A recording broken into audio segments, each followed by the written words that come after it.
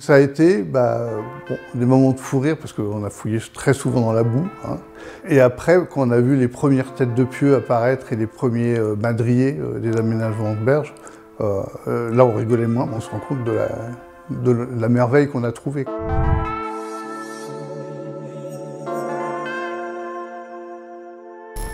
Les conséquences inattendues de l'énorme chantier du tramway à Bordeaux. De très nombreuses trouvailles pour les archéologues de la ville.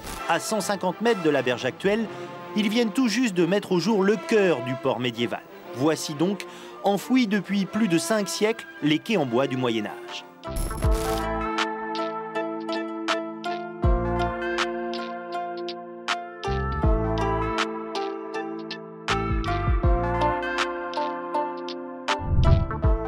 Au départ, on venait pour fouiller les structures du XVIIIe siècle, éventuellement du XVIIe siècle, et les niveaux de Garonne. Voilà.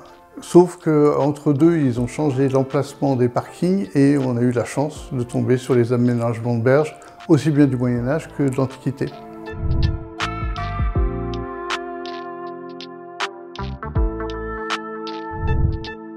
Au niveau du mobilier, bien sûr, c'est extrêmement riche. Parmi les découvertes, on a eu 2 fonds de barques, 2 pièces qui étaient déjà des pièces un peu exceptionnelles. Donc là, on est plutôt au XIIIe, XIVe siècle. Et puis, pour le XVe siècle, on a eu des pièces de ce qu'on a interprété comme un pressoir. 6 pièces énormes qui font plus de 4 mètres de long, plus de 250 kg chacune.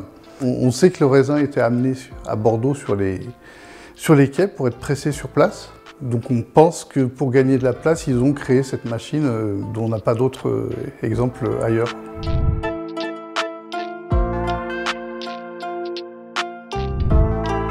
Ça a été des moments de fou rire parce qu'on a fouillé très souvent dans la boue. Et après, quand on a vu les premières têtes de pieux apparaître et les premiers madriers des aménagements de berges, là on rigolait moins parce que c'était des centaines et des centaines de bois qu'il allait falloir prélever, dessiner. On a tout dessiné au 1/10. On avait des énormes ateliers de dessin installés partout où il y avait de la place.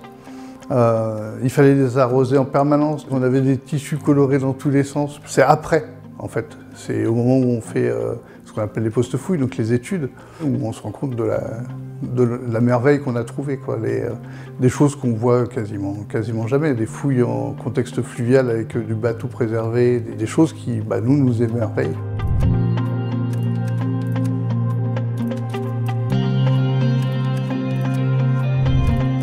Ça a apporté énormément sur les connaissances historiques depuis l'Antiquité jusqu'aux périodes médiévales avec des aménagements qui n'étaient pas connus. C'est vraiment une aventure humaine parce qu'on a inventé des tonnes de méthodes qui n'existaient pas.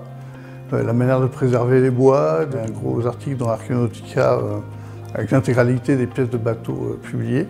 Et puis les colloques, c'est pareil, les colloques ça a commencé dès 2003 à Pise. Et puis ça a continué jusqu'en 2018, c'était Nantes. J'en ai parlé un peu partout, à Strasbourg, à Paris, à l'Institut Michler.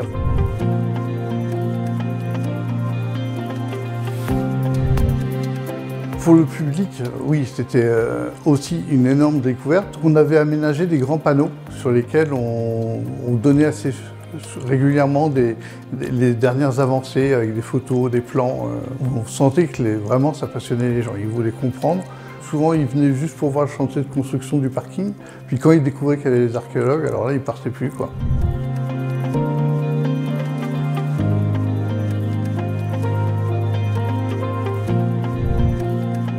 Moi personnellement c'est énorme, je me dis que tout ça justement, ces 2 ans sur le terrain, font qu'aujourd'hui, on offre au public tout un pan de l'histoire de la ville de Bordeaux.